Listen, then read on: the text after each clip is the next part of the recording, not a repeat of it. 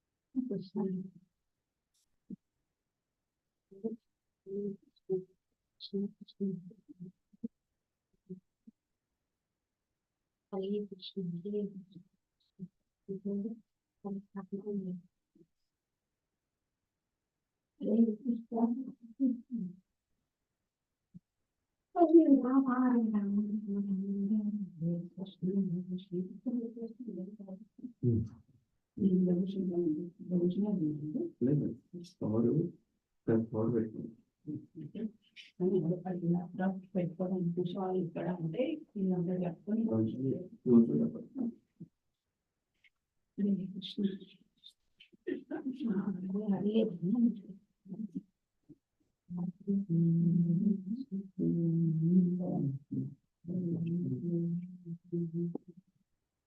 he wants to work sitting there because power came in. Okay, you can sit one.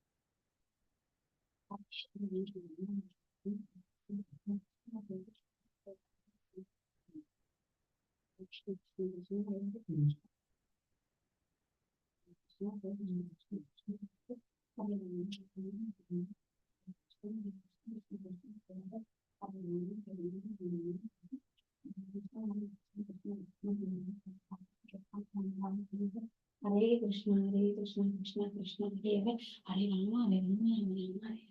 Hare Krishna, Krishna Krishna, Hare Hare, Hare Rama, Rama Rama. Hare Krishna, Krishna Krishna, Hare Hare, Hare Rama, Rama Rama. Hare Krishna, Krishna Krishna, Hare Rama, Rama. Hare Krishna, Krishna Krishna, Hare Hare, Hare Rama, Rama.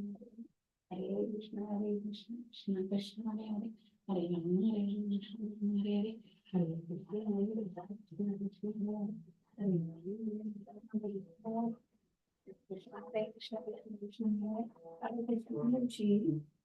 ఇటు side పోయి చేసుకుంటే అమ్మ ఇటు side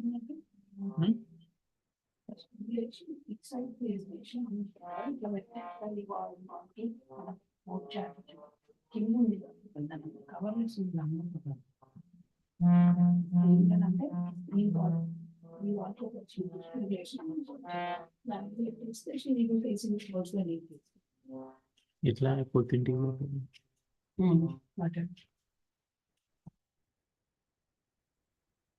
ఎన్ని రోజులు అవుతుంది అంటన్నా పట్టుడు ఇంకా 2-3 జన్మసిన ప్రభు కూడా permission చెప్పించిన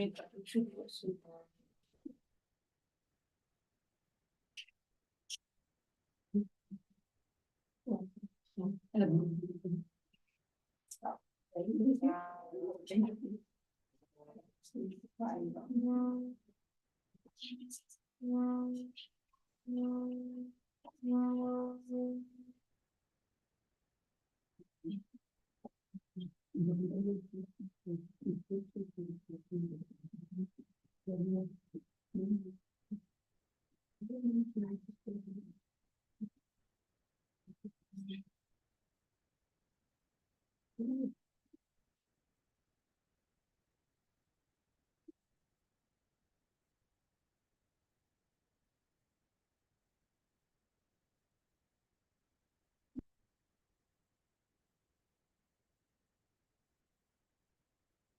don't take ammonia?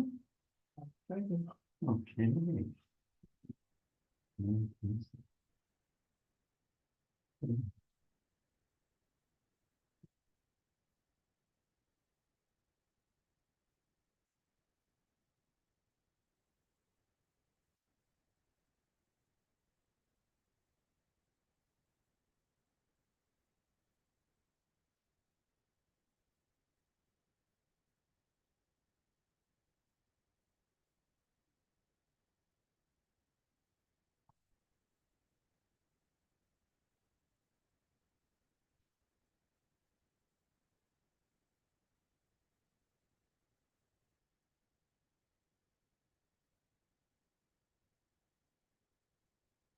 Mhm.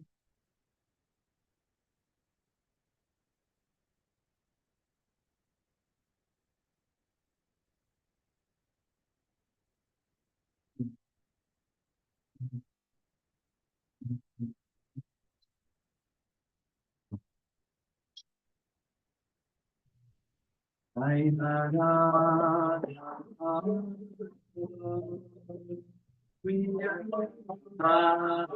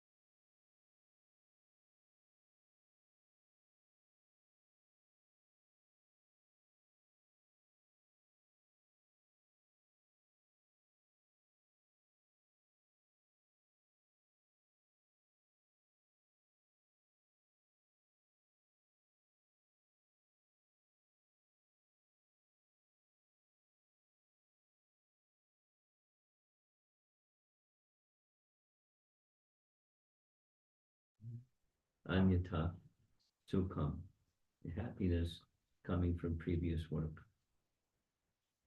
And similarly, dukkavad comes from previous work. Kalena sarvatra gabhira brahmasa.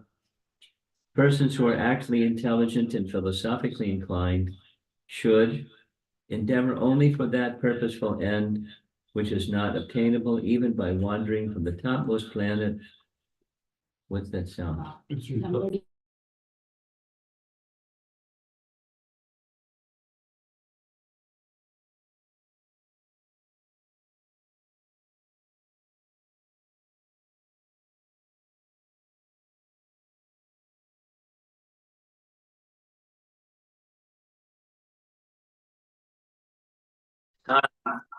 We obtain miseries even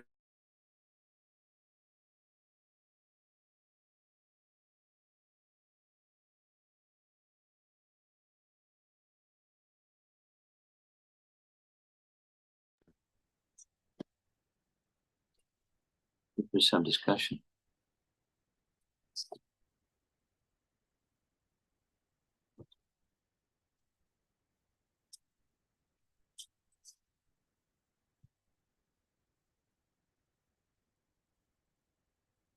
Yes.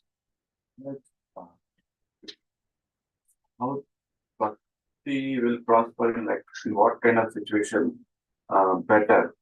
Like if we are in a stable career wise, like everything we are getting our needs done, everything is stable, or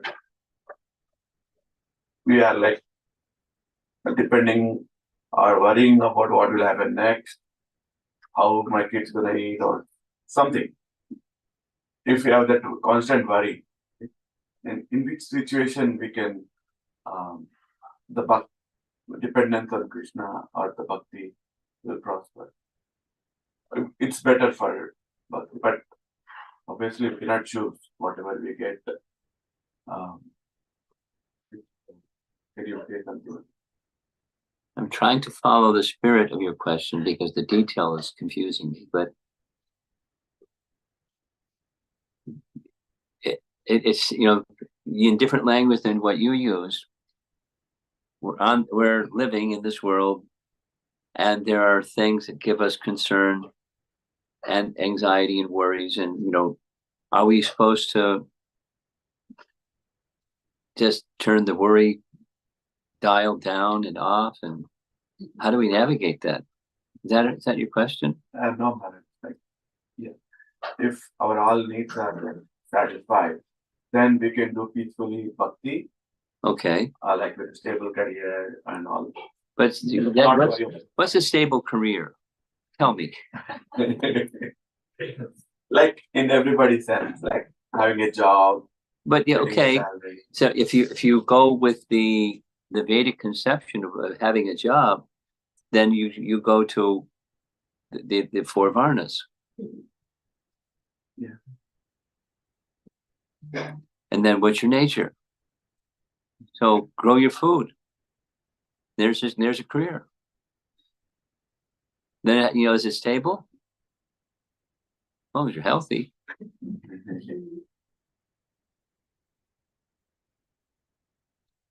So the stable, the instability has to do with, in principle, the paucity, if not the absence of God consciousness.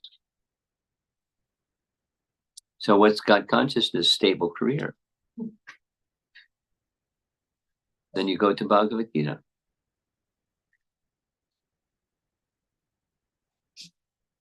It is so the Brahmana can live very simply. Brahmana is advised to live very simply, and the needs are met just by without having a stable career. It just lives simply, resting upon the grace of God. And that's their, if they have that quality, that's a stable career. Kshatriya seems a little unstable. You know, administrators come and go. But if they live under the guidance of qualified, those other category of the Brahmanas, then they have the blessings of Krishna, and it may not be this, it may be that capacity. So the response I'm giving to you is just the idea of stable career. It's fiction.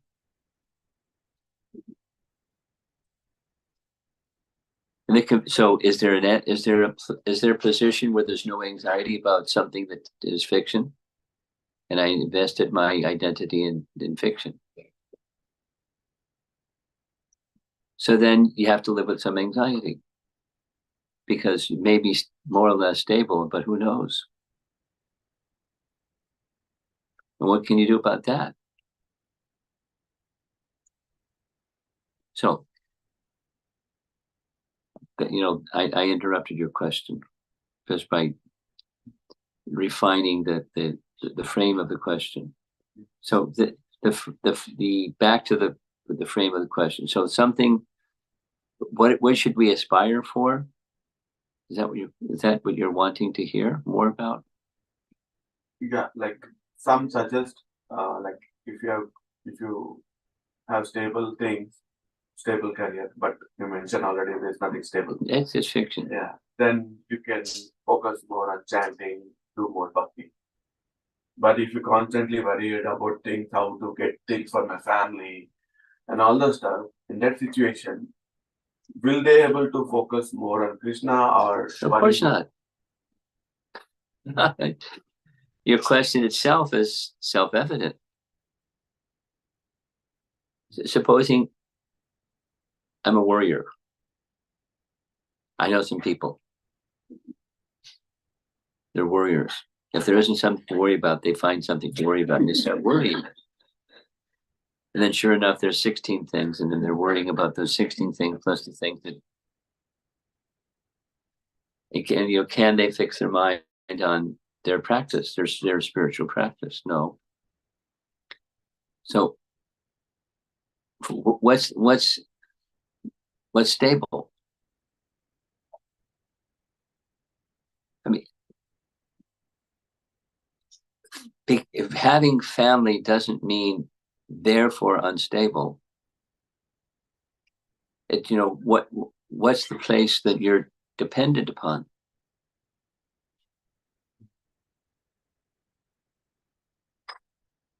And then because the nature of this world, this is Bhagavad Gita, it's Dukkalayam Shashvatam, it's a temporary and it's a miserable place, and that's the place.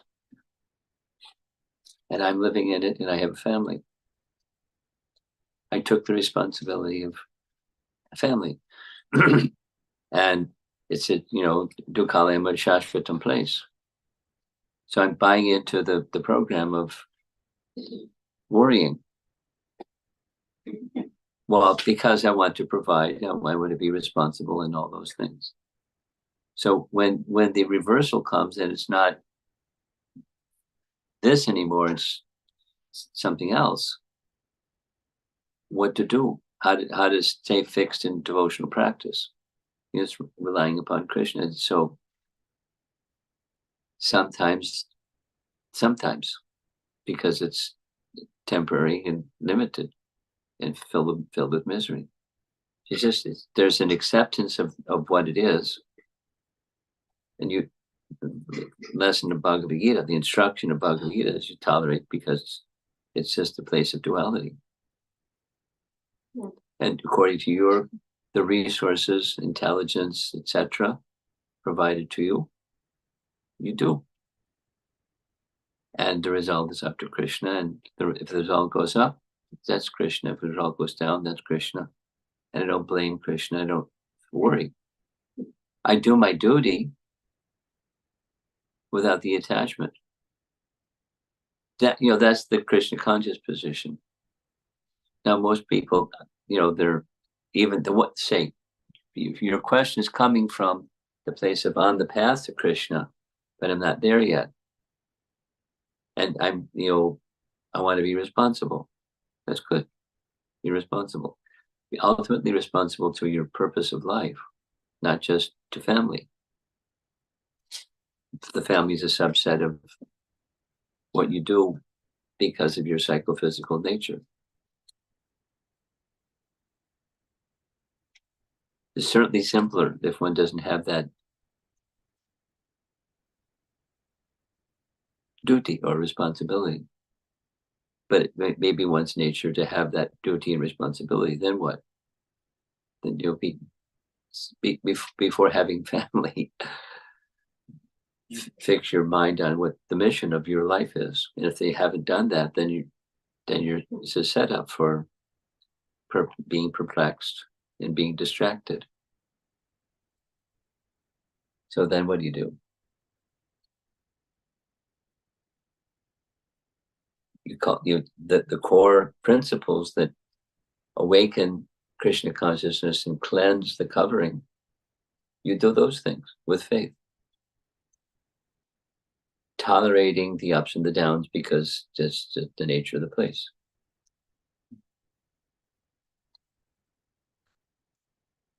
Tolerating isn't the same as in the stage of transcendence. It's not that one is oblivious, that you become numb and you can't see what's going on. But so the beginning is just tolerating the ups and the downs, the uncertainties, perplexities. Should I turn left or right? You know, that's etc. And then at a higher stage, one's not touched by those things.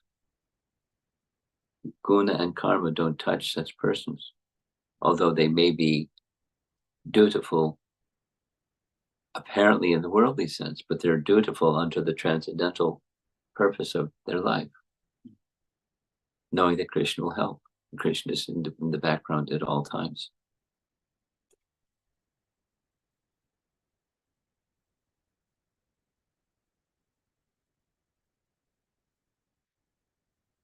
So basically nothing is stable.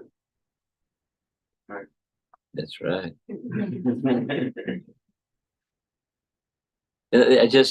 Because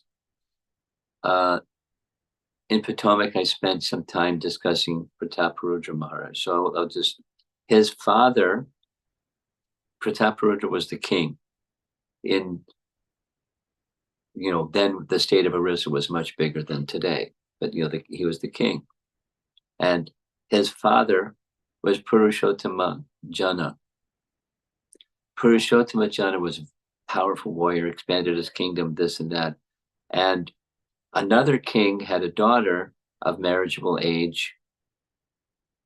Parvati was her name. And there was a betrothal between the king of Kashi, his daughter, and King Prataparudra, or Purushottam Jana's son. So he came to visit to check out his potential son-in-law. There was an engagement. It was like probably a big festival and all that stuff. So he came, and when he saw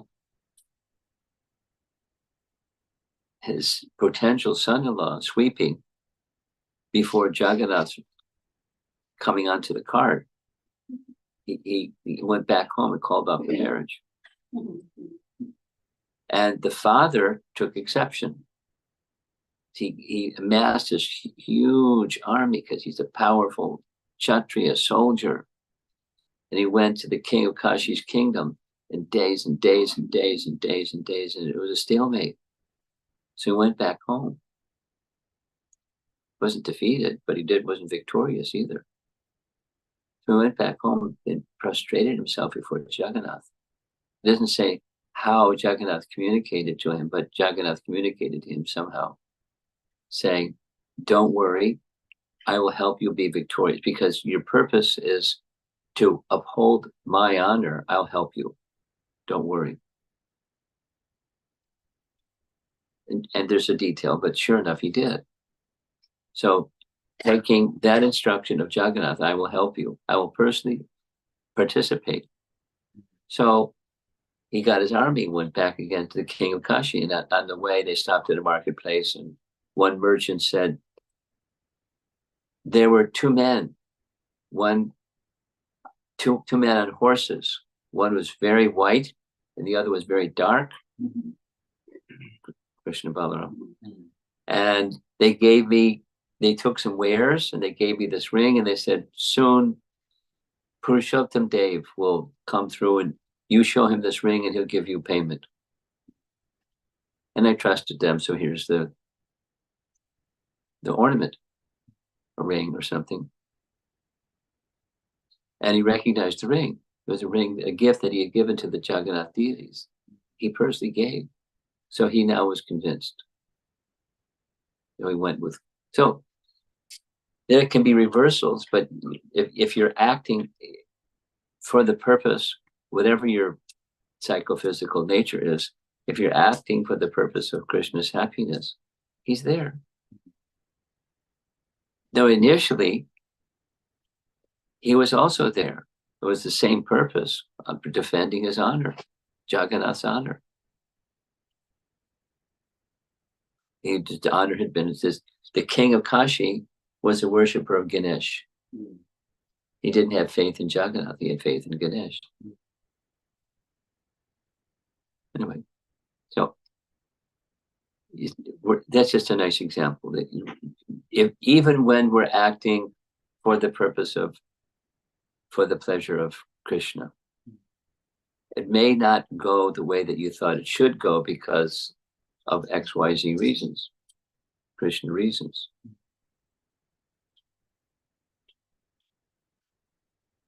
But we live our life that way. With faith. And then that faith gives us the capacity to not worry about the ups and the downs.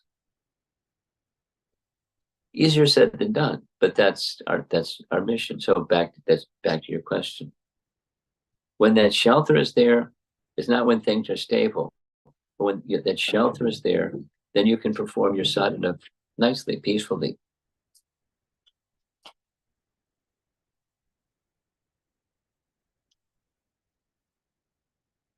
Wait till things get stable. Good luck. Just when you think they're stable, flips.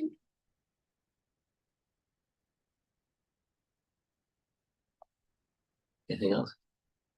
Thank you. Guru, just a little bit of more thinking on the moon. On the what? The moon topic you mentioned. The moon topic. So usually when it comes to Prabhupada's statements about They didn't go, it's usually. Yeah, there are three levels I have seen. One Yes. level is they didn't go to the moon. Second level is even if they had gone to the moon, they have to come back, as you said. And the third level is even if they have gone to the moon, they may not have experience of the moon as it is stated in the scriptures. Well, there's more than those options, but go ahead. So, I mean, these days there had been much more actually launches and missions that are going on Yes. compared to the 60s and the 70s Yes. time. And there had been much more evidence that had been gathered about the details that are getting captured because of the advancement in technology. And on top of that, actually, the nature of my work, I also have access to a lot of details about their guidance navigation systems because NASA happens to be a plant. And with that, actually, I feel more comfortable with the understanding that even if they might have gone to the moon, they may not have the access or access to the experience of the abode of the moon. Much like when we go to the Vrindavan, we may not have access to the experience of Vrindavan fully unless the consciousness is purified. Is that the right positioning? Yeah, just to support that, in this third category, they brought back some dust and rocks.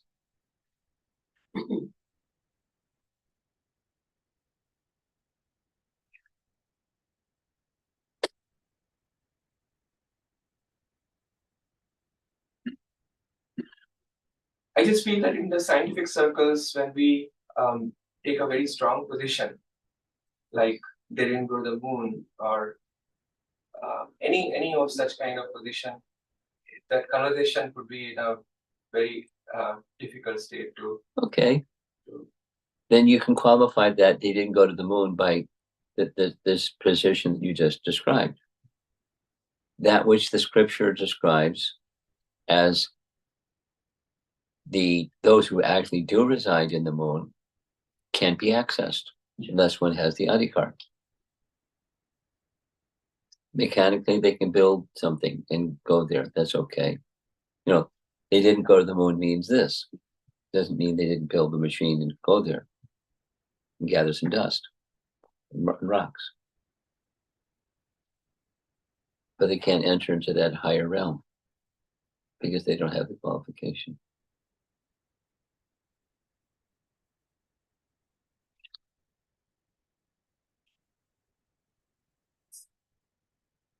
It's complicated something. This verse today remind me of Bhagavad Gita verse that I read. The first Bhagavad Gita verse I read is a verse from chapter 2 that says, the appearance of happiness and distress and their disappearance in due course are like the appearance and disappearance of the winter and summer seasons. And one need to learn to tolerate without being disturbed. Yeah. That's and how I came across that verse is it was about 3 months after I first arrived in the US, and I was in the university, and somehow very mysteriously I went to visit Bhakti Yoga Club at the university, and the topic that evening is happiness, and the club president was given a talk based on that Bhagavad Gita verse, and he after giving it, like one of the things he was trying to convey is that everyone is looking for happiness. And then afterwards, he asked me, because I'm the first time coming there, he asked me, how do you feel? What do you think? And I asked him, why should I look for happiness? Even happiness itself is a distress for me. It's like a what? Even happiness itself is a distress for me. It's a misery for me. Happiness is a misery for me. Searching for happiness or Yes. happiness. Yes, because the topic was happiness. Yes. Yes, my reflection that I was sharing that why should I look for happiness? Because happiness, to me, happiness itself is distress. And I was saying, like, when you don't have happiness, you want happiness. And when you have happiness, you are very anxious and you want to look for more, or you worry about you losing. And then at the end, they go away and you become so regret and so negative, emotionally status. And he just smiled. He didn't reply anything. And later on, very gradually, I came to understand that happiness he was talking about is not the happiness that I was talking about. And I think that is actually the key that Chaitanya Mahaprabhu and his faithful successor trying to give us in this world.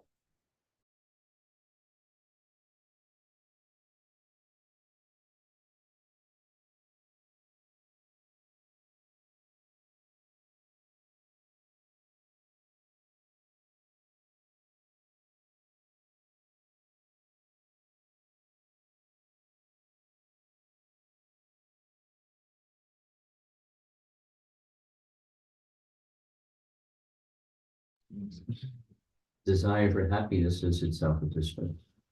So the problem is the desire, The problem isn't happiness or the absence of happiness. The problem is, unfulfilled expectation. Having the expectation that doesn't get fulfilled. And even if it gets fulfilled, it's still, anyway.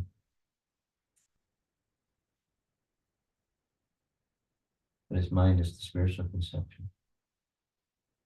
But yes, the verse is certainly speaking about the material happiness.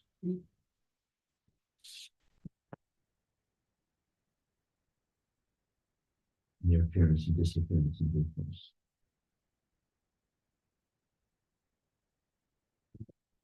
In the third Gita, I read something similar in Maharaj. You did? Yeah, desires person having desires will lose his intelligence. Yeah. So it is also what Buddhist philosophy also says, Gautam Buddha says desire is the root cause of suffering.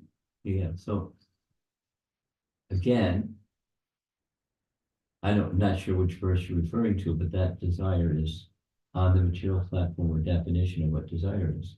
Because desire is of the soul, and that's not the root cause of being a soul is not the root cause of our suffering. Yeah. But material desires are root cause of suffering. That's Buddhism. But that also It's truth. nihilism. It's truth. Well, the root cause of our suffering is ignorance. Ignoring Krishna is the root cause of lack of Krishna consciousness is the root cause of our suffering. We'll go back to your prior question. The root cause of our suffering is the lack of Krishna consciousness or ignorance, covering our real identity, and similarly covering Krishna's identity in our, spiritual reality. That's the base. But Yeah. with ignorance, we get desires. That's the next step. Ignorant comes ignorant desire. No? From ignorance comes ignorant desire because we're souls Yeah. that have by nature desire. They have many things, Yeah. but desire is one of those many things. And connecting to that, Bhagavad Gita, Krishna mentioned from Kama, Krodha, and then Buddhinasana. So from desire, Kama is desire, right?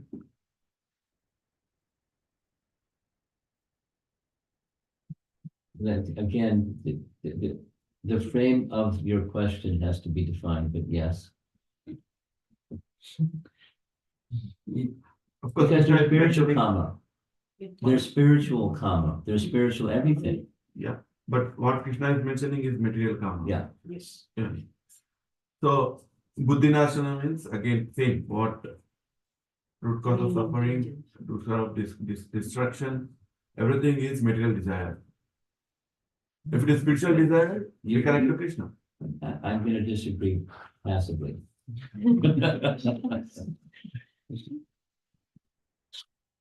That's Shiva Prabhupada.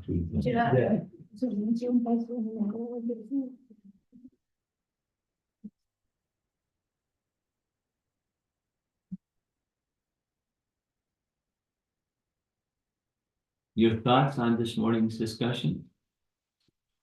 Could you hear everything? Not everything. I have these distress. They come accord on their own accord. That person. Okay.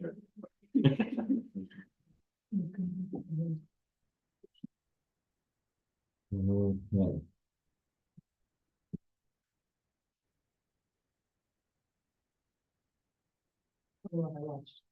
Maharaj. That's